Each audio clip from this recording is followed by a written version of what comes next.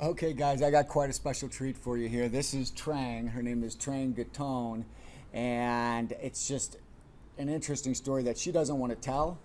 She's a little camera shy, aren't you? Yes. I'm pretty much forcing her to be on camera here because it's just such an amazing story, and I think it'll really help everybody who's struggling to make a decision on what they ought to be doing next. But Trang's family came from Vietnam right before Saigon fell. Her dad was a double spy helping out the Americans and working intelligence operations in North Vietnam from the time he was like about 13 years old.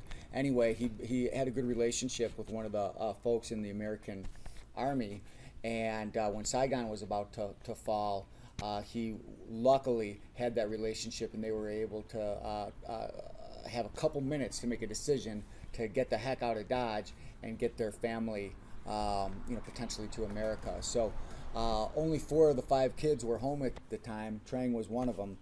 One of them was like 30 miles away or something like that, and she ended up having to stay in Vietnam. But the 4 of them ended up coming to the U.S. They relocated to Beloit, Wisconsin. Nobody except for the dad spoke English. There was really no money. There were no friendships. Is totally different environment. If you can imagine Beloit, Wisconsin compared to Da Nang, Vietnam, quite a challenge as far as getting acclimated.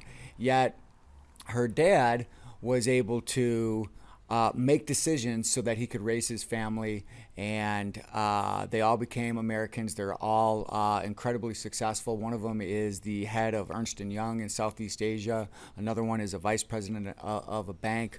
Trang's a family girl here with 3 children, and recently became a realtor. I helped her out a little bit with that. In fact, when we first started working together with you being a realtor, you were pretty much kicking and screaming against everything I was telling you to do, weren't you? Yeah, I was. I didn't think it could happen. What you were wanting me to do with another deal out of up in Reno. So I told you to quit thinking about it and just do A, B, and C or something, didn't I? You're right. Yeah, you did. I didn't want to, but I listened to you. And what happened about 30 days later? Well, I got a really nice check for about $11,000. Okay, so sometimes it's just a matter of following instructions and having a little bit of a leap of faith, huh? Right.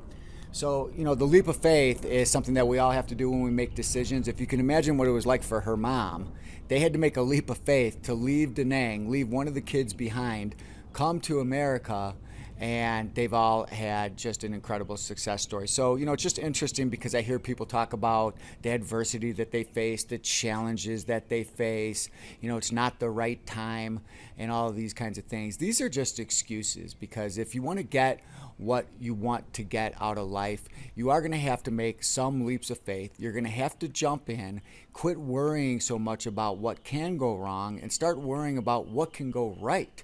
Because when you worry about what can go right, very frequently things do go right. So anyway, that's just something that I wanted to bring to you today. We're just going to go eat, having a little bit of a barbecue out here, and I wanted to introduce you to Trang because she's really a special person with a special story. So anyway, Trang, anything else you want to say? Nope, that's it. That's it? That's all you got? Yep, have a great weekend.